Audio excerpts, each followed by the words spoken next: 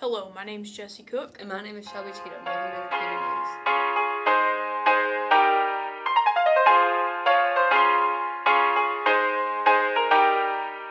Meet the Cougars is November 21st starting at 5. There will be chili and a soup dinner and a live silent auction.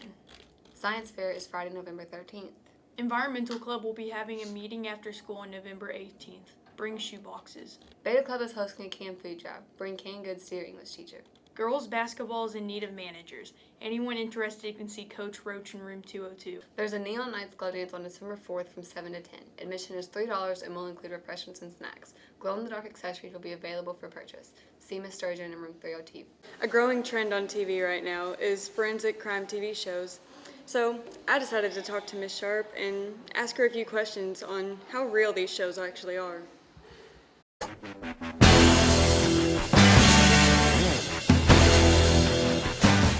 How long have you been studying forensic sciences? Well, I've been teaching it for about 5 years. Always interested in it, but probably more in depth in the last 4 or 5 years. Do you watch any forensic-based TV shows like CSI, Criminal Minds? All of them. All of them. I love them all. They're equally fascinating in their own right. So, Criminal Minds, love the whole behavioral aspect of it. CSI with the whole evidence collection and putting it together and figuring out who did it. And then I like the real ones, Cold Case Files and First 48, things like that too. So. Are there any things that they do in the forensic TV shows that are stuff that they do in real labs?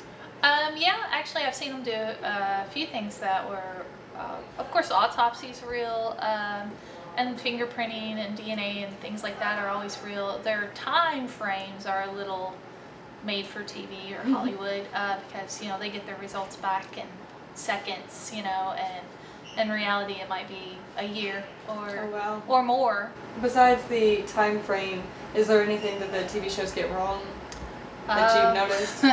Yeah, sometimes. They make it always really easy to find the suspect. It's always fairly obvious who did it, I think, whereas your suspect pool on TV is always like 2-3 people at max, and you narrow it down.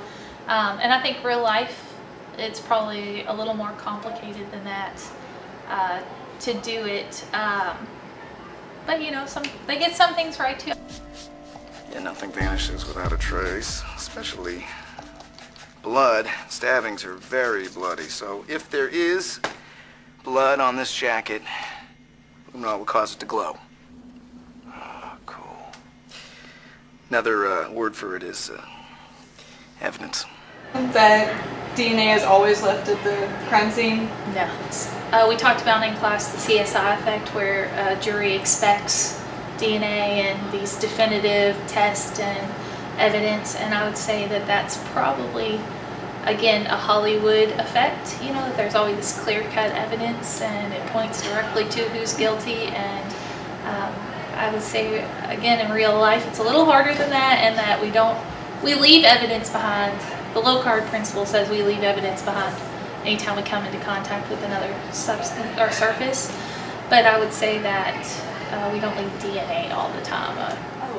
Do you think it's true that because of the forensic TV shows such as CSI, jurors expect more DNA evidence than they used to? Oh yeah, I think so.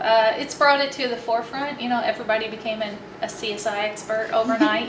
We all watched Miami and Las Vegas and New York, and we all now know what we're supposed to have as a detective, or what they're supposed to collect, or we all think we know anyway. So I think, yeah, it's really affected how we look at cases, and as a juror exception, like what do we expect? So is there anything you would like to point out to the people who love these shows and maybe don't realize what actually happens in labs? Yeah, I think that a lot of people make it a fantasy of, it's always this easy or this fast, and I think realizing the hard work that really goes into it and the dedication that these, not only the lab technicians, but the detectives that have it. We watch Cold Case Files where it's like, 10 15 years that this case has gone cold and there's been no suspect, and these people go back and they look and they find it and they keep searching. You know, I think that realizing people really put in a lot of hard work and it's not so glamorous maybe all the time would be a good thing. So, All right, thank you so much, Ms. Sharp. thank you, Samantha. Have a good day. Thanks for watching.